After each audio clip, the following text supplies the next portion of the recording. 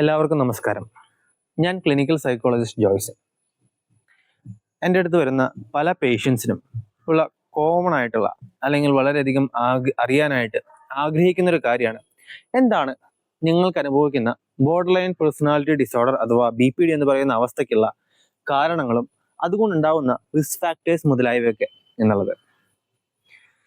BPDയുടെ കാരണങ്ങളെയും അതുകൊണ്ടുണ്ടാകുന്ന risk ഫാക്ടേഴ്സിനെ കുറിച്ച് സംസാരിക്കുമ്പോൾ നമുക്കിതിനെ മൂന്ന് കാറ്റഗറിയിൽ മെയിൻലി പെടുത്താനായിട്ട് സാധിക്കും. അതിൽ ഒന്നാമത്തെയാണ് ബയോളജിക്കൽ, രണ്ടാമത്തെ സൈക്കോളജിക്കൽ, മൂന്നാമത്തെ എൻവിയോൺമെന്റൽ അല്ലെങ്കിൽ സോഷ്യൽ ഫാക്ടേഴ്സ് എന്നൊക്കെ നമുക്ക് പറയാം. സോ ഓരോന്നും വളരെ ലളിതമായിട്ട് ഓരോ 3 ഫാക്ടേഴ്സിലും വളരെ ലളിതമായിട്ട് എന്തൊക്കെ ഘടകങ്ങളാണ് ഉള്ളതെന്ന് നമുക്ക് നോക്കാം.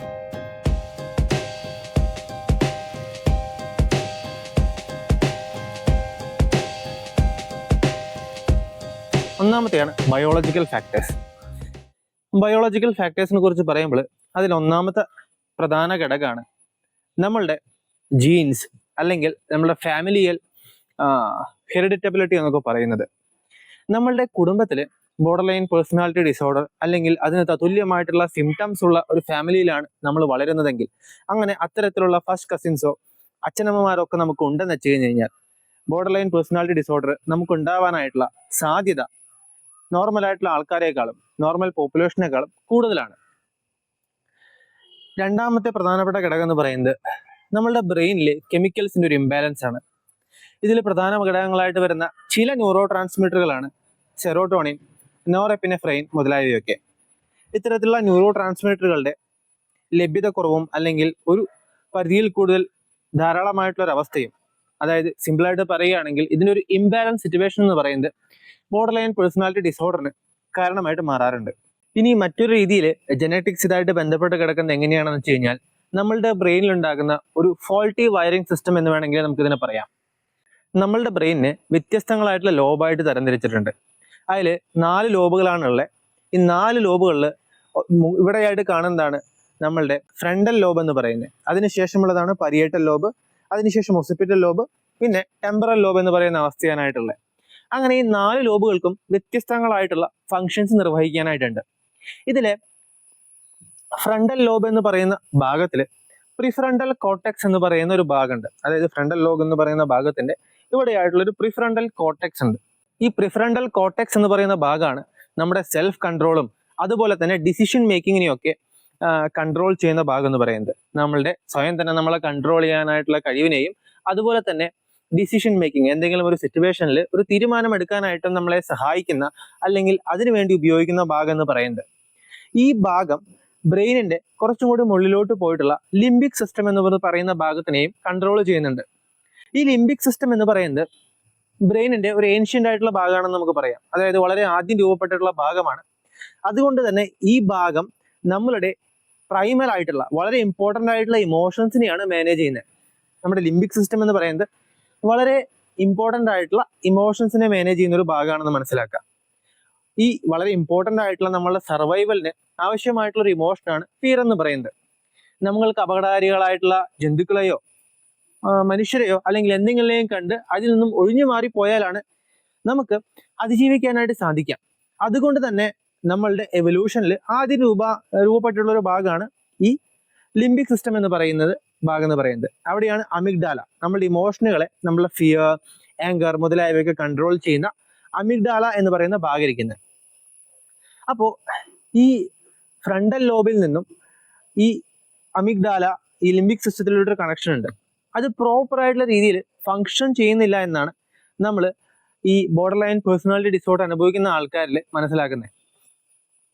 ഇത്തരത്തിൽ ഈ കമ്മ്യൂണിക്കേഷൻ പ്രോപ്പറായിട്ട് നടക്കാത്തത് മൂലം പലപ്പോഴും എന്തെങ്കിലും ഒരു കാര്യം, ഒരു ചെറുതായിട്ടുള്ള നോവോ അല്ലെങ്കിൽ പ്രശ്നമോ പെർസീവ് ചെയ്യുന്ന സമയത്ത് ബോർഡർ ലൈൻ പേഴ്സണാലിറ്റി ഡിസോർഡറുള്ള ആൾക്ക് പ്രോപ്പറായിട്ടുള്ള രീതിയിൽ സെൽഫ് കൺട്രോളോ അതുപോലെ തന്നെ ഡിസിഷൻ മേക്കിങ്ങോ നടത്താൻ സാധിക്കുന്നില്ല. കാരണം പ്രീഫ്രണ്ടൽ കോർട്ടെക്സ് ആയിട്ട് പ്രോപ്പർ ആയിട്ടുള്ളൊരു കണക്ടിവിറ്റിയോ അല്ലെങ്കിൽ അത് ശരിയായിട്ടുള്ള രീതിയിൽ പ്രവർത്തിക്കുന്നില്ല.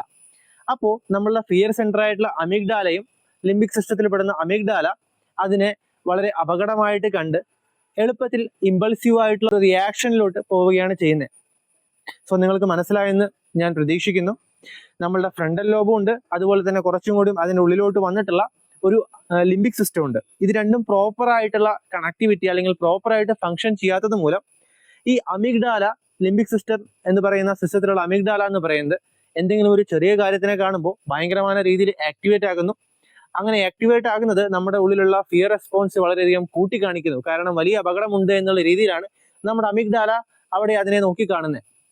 അതുകൊണ്ട് തന്നെ ഈ BPD ഉള്ള ആൾക്കാർ ചെറിയ പ്രശ്നങ്ങൾ കാണുമ്പോഴേക്കും അതിന് വലിയ രീതിയിൽ റിയാക്ട് ചെയ്യുകയും ഇമ്പൾസീവായിട്ട് എടുത്ത് ചാടിയിട്ട് പ്രവർത്തിക്കുകയാണ് ചെയ്യുന്നത്. സോ ഇതും BPD എന്ന് പറയുന്ന അവസ്ഥയ്ക്ക് ഒരു കാരണമാണ്. രണ്ടാമത്തെ പ്രധാന ഫാക്ടറാണ് സൈക്കോളജിക്കൽ ഫാക്ടേഴ്സ് എന്ന് പറയുന്നത്. നമ്മളെല്ലാവരും ജനിച്ചതിന് ശേഷം വ്യത്യസ്തങ്ങളായിട്ടുള്ള എക്സ്പീരിയൻസിലൂടെ കടന്നു വരുന്നവരായിരിക്കാം. നമുക്ക് എല്ലാവർക്കും ഒരു കുട്ടിക്കാലം ഉണ്ടായിരിക്കും. ആ കുട്ടിക്കാലത്തിൽ ആവശ്യമായിട്ടുള്ള അല്ലെങ്കിൽ നമുക്ക് സാറ്റിസ്ഫാക്ടറി ആയിട്ടുള്ള ഒരു കെയർ കിട്ടാത്ത അവസ്ഥ, നമ്മളെ മറ്റുള്ളവരൊക്കെ തള്ളി പറഞ്ഞിട്ടുള്ള ഒരു നെഗ്ലക്ട്ഫുൾ ആയിട്ടുള്ള ഒരു എൻവയോൺമെന്റ്, വളരെയധികം ഒറ്റപ്പെടുത്തലുകൾ നേരിടേണ്ടി വന്നിട്ടുള്ള ഒരു അവസ്ഥ, ചെറുപ്പ കാലഘട്ടത്തിൽ പ്രിയപ്പെട്ടവരിൽ നിന്നോ അല്ലെങ്കിൽ മുതിർന്നവരിൽ നിന്നൊക്കെ അനുഭവിക്കേണ്ടി വന്നിട്ടുള്ള ഒരു അബ്യൂസ്, അതൊരു പക്ഷെ സെക്ഷൽ അബ്യൂസ് ആയിരിക്കാം, ഫിസിക്കൽ അബ്യൂസ് ആയിരിക്കാം, മെന്റൽ ടോർച്ചർ ആയിരിക്കാം. അത്തരത്തിലുള്ള പലതരത്തിലുള്ള അബ്യൂസുകൾ ചെറുപ്പത്തിൽ തന്നെ നമുക്ക് അനുഭവിക്കേണ്ടി വന്നിട്ടുള്ള ട്രോമാറ്റിക് ആയിട്ടുള്ള എക്സ്പീരിയൻസ്, ഇവയൊക്കെയും ഇതിൻ്റെയൊക്കെ ഒരു പ്രത്യേക തരത്തിലുള്ള ഒരു കൂടിച്ചേരലാവുമ്പോൾ നമുക്ക് ബോർഡർ ലൈൻ പേഴ്സണാലിറ്റി ഡിസോർഡർ ഉണ്ടാവാനായിട്ടുള്ള സാധ്യത കൂടുതലാണ്. രണ്ടാമത്തെ സൈക്കോളജിക്കൽ ഫാക്ടറിൽ വരുന്ന ഒരു ഘടകമാണ് ഡിസ്ഫങ്ഷണൽ ആയിട്ടുള്ള ഫാമിലി എൻവയോൺമെന്റ്സ്. ഒരു സുസ്ഥിരതയില്ലാത്ത, ഒന്നും പ്രൊഡിക്റ്റ് ചെയ്യാൻ പറ്റാത്ത, ഒരു സേഫ്റ്റി ഇല്ലാത്ത തരത്തിലൊരു കുടുംബാന്തരീക്ഷം, അതിൽ വളർന്നു വരേണ്ടി വരുന്ന ഒരു കുട്ടിയുടെ അവസ്ഥ. അതൊരു പക്ഷേ മാതാപിതാക്കന്മാരായിട്ടുള്ള കലഹമായിരിക്കാം, അവർ തമ്മിലുള്ള ഡൈവോഴ്സ് ആയിരിക്കാം, അല്ലെങ്കിൽ ഒരു പേരന്റിന്റെ അമിതമായിട്ടുള്ള സബ്സ്റ്റൻസ് യൂസോ, അതുകൊണ്ട് വീട്ടിലും എന്നും ഉണ്ടാകുന്ന ഒരു വഴക്കും, അതിന്റെ ഫലമായിട്ട് കുട്ടിക്ക് ഒരു സുരക്ഷിതാവസ്ഥ തോന്നാത്തൊരവസ്ഥ, ആ കുട്ടിക്ക് പ്രോപ്പർ ആയിട്ടുള്ള ആവശ്യം വരുന്ന സമയത്ത് ഒരാളെ ആശ്രയിക്കാൻ ലഭിക്കാത്തൊരവസ്ഥ, അത്തരത്തിലുള്ളൊരു വിഷമകരമായ കാലഘട്ടമാണെങ്കിലും BPDക്ക് വലിയൊരു സാധ്യതയുണ്ട്. ഇനി മൂന്നാമത്തെ പ്രധാനപ്പെട്ട ഘടകമാണ് എൻവിയോൺമെന്റൽ ഫാക്ടേഴ്സ്, അല്ലെങ്കിൽ നമുക്ക് സോഷ്യൽ ഫാക്ടേഴ്സ് എന്നൊക്കെ പറയാം നമുക്കിതിനെ. ഇതിൽ പറയുമ്പോൾ കുറച്ചും കൂടി നമ്മൾ വളർന്നു വന്നതിന് ശേഷം നമുക്ക് ഉണ്ടാവുന്ന ജീവിതത്തിലെ നഷ്ടങ്ങൾ, കൈൻഡ് ഓഫ് ജീവിതത്തിൽ ഉണ്ടാകുന്ന ലോസ് ഓഫ് ജോബ്സ്, അല്ലെങ്കിൽ റിലേഷൻഷിപ്പിൽ ഉണ്ടാകുന്ന അസ്ഥിരമായിട്ടുള്ള അവസ്ഥ, നമ്മളുടെ പാർട്ട്ണറുടെ അടുത്ത് നമുക്ക് റിലേറ്റ് ചെയ്യാൻ സാധിക്കാത്ത, ഒരു സേഫ്റ്റി ഫീൽ ചെയ്യാത്ത, എപ്പോഴും വഴക്കുണ്ടാകുന്ന തരത്തിലുള്ള റിലേഷൻഷിപ്പുള്ളൊരവസ്ഥ, റിലേഷൻഷിപ്പ് ബ്രേക്കപ്പ് ഉണ്ടാവുന്ന അവസ്ഥ, അത്തരത്തിലുള്ള ട്രോമാറ്റിക് ആയിട്ടുള്ള ഡിഫറെന്റ് ഫേസുകളിലൂടെ നമ്മൾ കടന്നു പോകുമ്പോൾ ഇത്തരത്തിലുള്ള നഷ്ടങ്ങൾ, ഇനി നഷ്ടങ്ങളെ കുറിച്ച് പറയുമ്പോൾ നമ്മളുടെ പ്രിയപ്പെട്ടവരുടെ നഷ്ടവും ഒക്കെയും ഇതിനെ കോൺട്രിബ്യൂട്ട് ചെയ്യാം. സോ ഇത്തരത്തിലുള്ള നഷ്ടങ്ങൾ പ്രധാനമായിട്ടും എൻവിയോൺമെന്റൽ ഫാക്ടേഴ്സിൽ പെടുന്നതാണ്. അതും ബോർഡർ ലൈൻ പേഴ്സണാലിറ്റി ഡിസോർഡറിന് കാരണഹേതുവായിട്ട് മാറാറുണ്ട്. ഇനി നമ്മൾ പ്രധാനമായിട്ട് മനസ്സിലാക്കേണ്ട ഒരു കാര്യമുണ്ട്, ഇവയിൽ ഏതെങ്കിലും ഒന്ന് ഒരു ഫാക്ടർ ഉള്ളത് കൊണ്ടോ അല്ലെങ്കിൽ രണ്ട് ഫാക്ടർ ഉള്ളത് കൊണ്ടോ അതുണ്ടായവർക്ക് ബോർഡർ ലൈൻ പേഴ്സണാലിറ്റി ഡിസോർഡർ ഉണ്ടാവണമെന്നൊരു നിർബന്ധമില്ല. ഇത്തരത്തിലുള്ള ഫാക്ടേഴ്സ് കാരണമായി മാറാറുണ്ട് എന്നാണ് പറയുന്നത്. ഇത്തരത്തിലുള്ള ഫാക്ടേഴ്സ് കോംപ്ലക്സ് ആയിട്ടുള്ള രീതിയിൽ ഇന്റർപ്ലേ നടക്കുമ്പോൾ, വ്യത്യസ്തങ്ങളായിട്ടുള്ള രീതിയിൽ ഒരാളിൽ സംഭവിക്കുമ്പോൾ അവർക്ക് ബോർഡർ ലൈൻ പേഴ്സണാലിറ്റി ഡിസോർഡർ ഉണ്ടാവാനായിട്ടുള്ള സാധ്യതയുണ്ട്. ഇതിനെ സൈക്കോളജിയുടെ സയന്റിഫിക് ടേമിൽ പറയുകയാണെങ്കിൽ ഡയാഥിസിസ് സ്ട്രെസ് മോഡൽ നമുക്ക് പറയാം.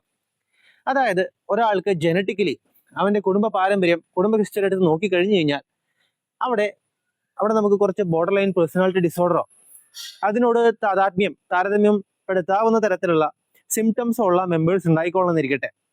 അങ്ങനെയുള്ള ഒരാൾക്ക് ജനറ്റിക് പ്രിഡിസ്പോസിഷൻ ഉണ്ട്. അതായത് ജനറ്റിക്കലി ഈ പുള്ളിക്കാരൻ അല്ലെങ്കിൽ ഈ സ്ത്രീയോ പുരുഷനോ ബോർഡർ ലൈൻ പേഴ്സണാലിറ്റി ഡിസോർഡർ ഉണ്ടാവാനായിട്ട് സാധ്യത ഏറെയാണ്. അതുകൊണ്ട് മാത്രം അവർക്ക് ബോർഡർ ലൈൻ പേഴ്സണാലിറ്റി ഡിസോർഡർ ഉണ്ടാവണമെന്നില്ല.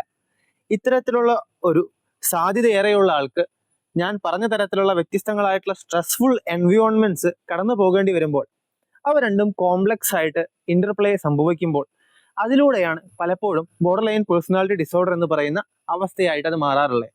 അതായത് ഒരാൾക്ക് ജനറ്റിക്കലി ഇത്തരത്തിൽ BPD ആവാനായിട്ടുള്ള സാധ്യതയുണ്ട്. അവര് ഞാൻ അല്ലെങ്കിൽ റിലേഷൻഷിപ്പുകളിലൂടെയും അല്ലെങ്കിൽ നെഗ്ലക്ട്, ട്രാമ മുതലായിട്ടുള്ള ഡിഫിക്കൽട്ട് ആയിട്ടുള്ള ചൈൽഡ്ഹുഡ് സിറ്റുവേഷനിലൂടെയും കടന്നു പോകുമ്പോൾ ഇത് രണ്ടും കൂടി ചേർന്നിട്ട് ഒരാൾക്ക് ബോർഡർലൈൻ പേഴ്സണാലിറ്റി ഡിസോർഡർ എന്ന് പറയുന്ന ഒരവസ്ഥയായിട്ട് മാറുകയാണ് ചെയ്യുന്നത്. സോ ഞാൻ പറഞ്ഞത് നിങ്ങൾക്ക് മനസ്സിലായെന്ന് ഞാൻ പ്രതീക്ഷിക്കുന്നു. എന്തെങ്കിലും സംശയം ഉണ്ടെങ്കിൽ താഴെ കമൻറ്റ് ബോക്സിൽ അത് രേഖപ്പെടുത്തുക. ഈ വീഡിയോ നിങ്ങൾക്ക് ഇഷ്ടമായെങ്കിൽ അത് ലൈക്ക് അമർത്തുക. നിങ്ങളുടെ അഭിപ്രായങ്ങളും കമൻറ്റ് ബോക്സിൽ രേഖപ്പെടുത്തുക. നിങ്ങളുടെ പ്രിയപ്പെട്ടവരിലോട്ടും ആ ഉറ്റവരിലോട്ടൊക്കെ ഈ ഇൻഫർമേഷൻ പകർന്നു നൽകുന്നതിനായിട്ട് വീഡിയോ ഷെയർ ചെയ്ത് നൽകുക. ഇത്തരത്തിൽ മാനസികാരോഗ്യത്തെ ഇമ്പ്രൂവ് ചെയ്യുന്നതിനും അവയെ കൂടുതൽ ആഴത്തിൽ മനസ്സിലാക്കുന്നതിനുമായിട്ടുള്ള കണ്ടന്റ്സ് ലഭിക്കുന്നതിനായിട്ട് ചാനൽ സബ്സ്ക്രൈബും ചെയ്യുക. കേട്ടതിന് എല്ലാവർക്കും നന്ദി. അടുത്തൊരു വീഡിയോയിൽ വീണ്ടും കാണുന്നവരേക്കും ഗുഡ് ബൈ.